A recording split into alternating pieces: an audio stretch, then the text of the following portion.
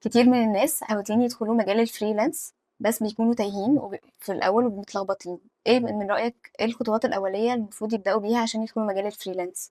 فعشان تخش مجال الفريلانس لازم يكون معاك الاول المهاره اللي عندك دي. هتختار المهاره ازاي؟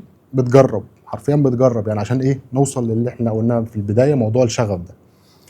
فالمجالات دلوقتي عدد كتير جدا، المهارات دلوقتي عدد كتير جدا. جرب في اللي تحبه عشان ترتاح للي تحبه، وبعد كده ده هو اللي هتكمل بيه.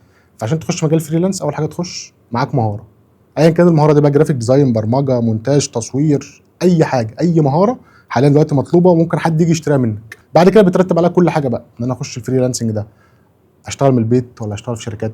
طب هشتغل من البيت ريموتلي ولا فريلانسر مع عملاء؟ طب اشتغل مع مواقع ولا لا مع عملاء حقيقيين؟ كل ده يترتب عليه حاجات كتير قوي على حسب المهاره اللي عندك. هنتكلم برضو على موقفنا احنا كجرافيك ديزاينر.